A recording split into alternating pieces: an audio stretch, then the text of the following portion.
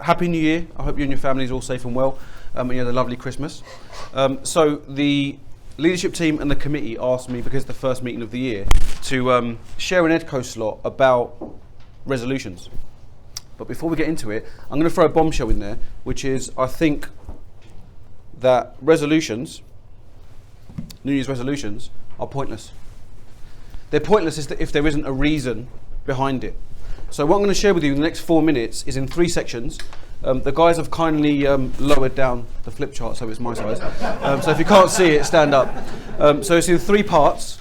The first part is about being selfish so that you can be unselfish to the most important people around you. Like, we've all decided to be here. No one's forced you to be here. So if you're going to be here, you might as well get the most out of it. You might as well be intentional.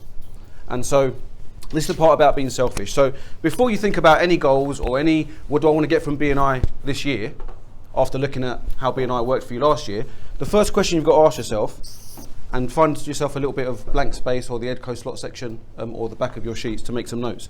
Question number 1 is, what kind of life do you want? What kind of life do you want for you and your family? Question 2, how much money do you need for that lifestyle?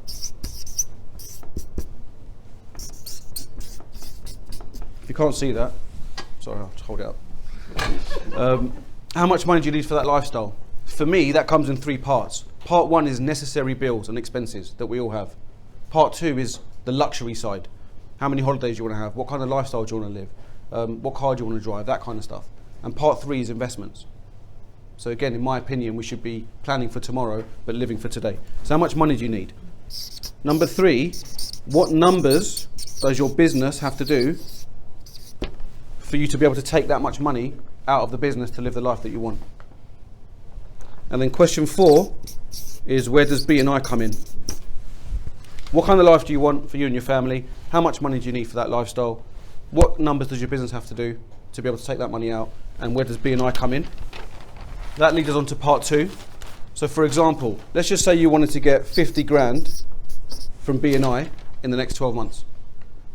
And let's just say, for the purpose of the example, that the average client or the average job or referral, however you want to refer to it as, is say £2,000. Whether that's a £2,000 job or client, or they pay you up to £2,000 across the year, whatever it works out to be, right?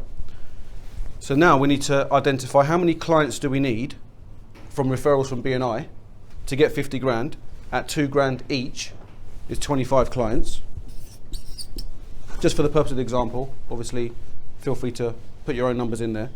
Let's say your sales conversion rate, for every 2 referrals that you get from BNI, 1 becomes a client. So you've now got a 50% conversion rate. So to get 25 clients, you need 50 referrals to receive 50 referrals in the next 12 months.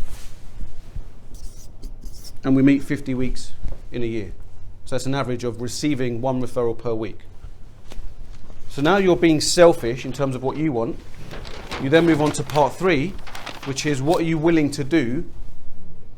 What are you willing to give to be able to receive that?